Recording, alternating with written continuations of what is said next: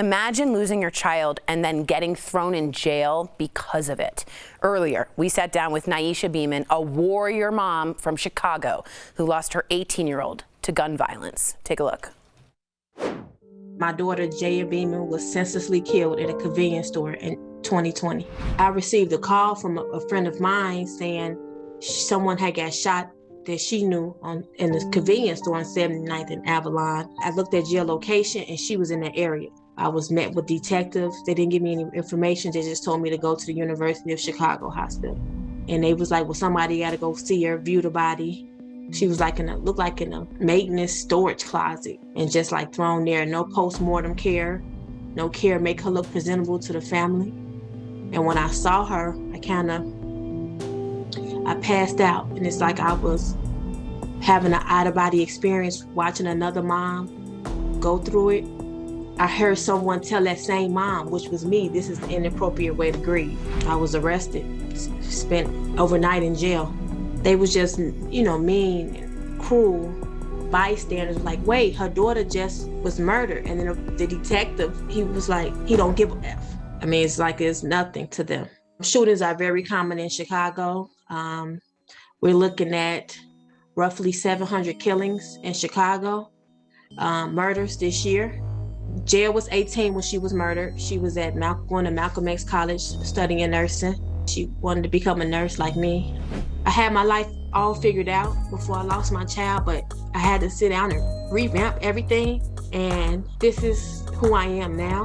I'm just trying to reach as many as we can. Jill always was the kid that cheered you on.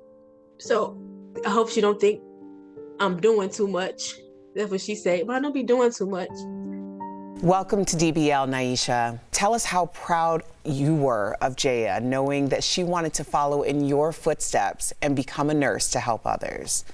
I was, I never pushed it on her, but once she decided, I was like, yay, because I know that would be a field that she could excel in, and then I can also guide her and help her. I do have to ask, because you have other children that you love, and I'm sure you're equally worried about growing up in a place where urban terrorism is so prevalent. So how do you deal with that? How do you mitigate that? Like, walk us through what your fears are as a parent.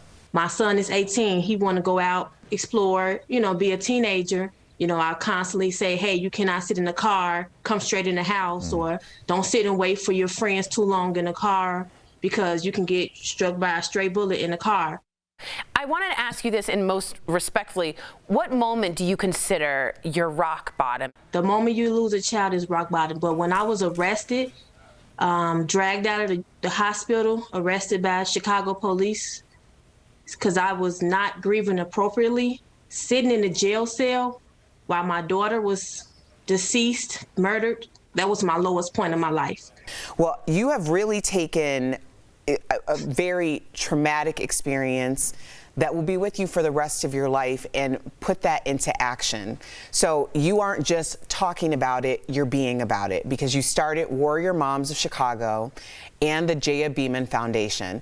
I just felt as though I had to do something. I mean, I'm tired of the gun violence. I'm tired of the senselessness of, kids getting killed. You can't be outside, you can't play. So I started the Nyisha Beemon Foundation to instill hope and build confidence in our adolescent and young adults so they can know they don't have to resort to violence. Well, you've done a lot of the legwork on this, and I need you to tell us what we can do to help.